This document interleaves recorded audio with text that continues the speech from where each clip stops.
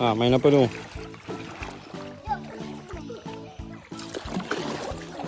Buat apa tu? Tak, main pasir. Main pasir? Orang buat taman ni. Nanti kita main pasir, sini nak pasur. Ya ke? Nanti kita atur. Tak buat sini. Ya ke? Bye-bye. Nama apa nama? Hana. Hah? Hana? Oh, cantiknya. Oh, cantiknya. Apa tu? Bye-bye. Ya. Jangan. Janganlah. Kau mati. Kita buat.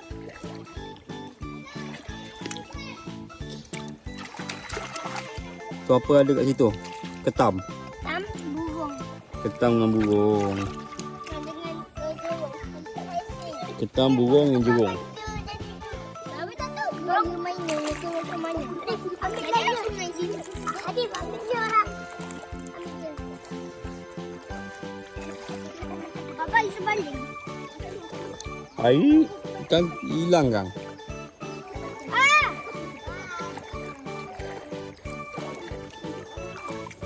Bye. Bye bye.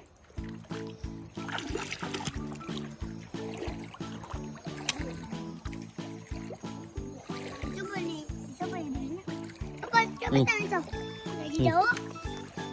Cepat pergi ambil. 光度细扣。 Cepat pergi ambil. Cepat. Selamatkan.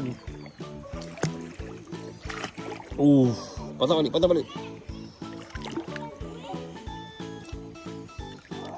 balik.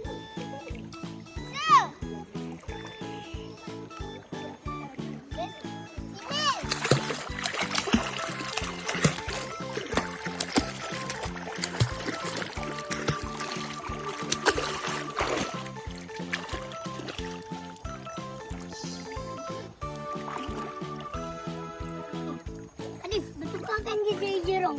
Bertukarkan dia. Transform dia jadi jerung.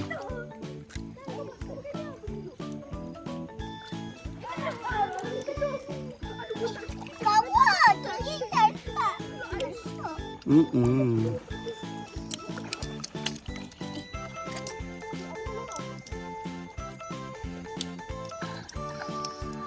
Yo.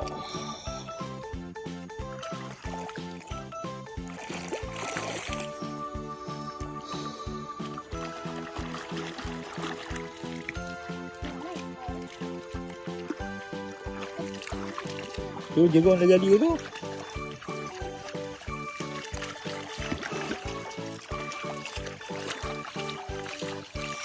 Yeay, dah siap. Jadi dah. Terbalik. Oh. Letak dia. Wah, dah siap dah rumah jerung. Jerung lagi ketam. Burung elang. Ketam dengan burung helang. Tak apalah. Ada dia atas sini. Atas sini. Sama je, Isa.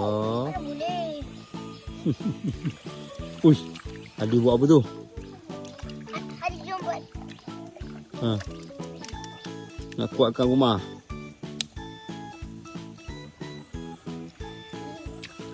Hadiah. Hadiah. Uish. Ada hadiah. Wah. Itu bukan hadiah. Kita orang tengah buat simen. Tengah buat simen rumah.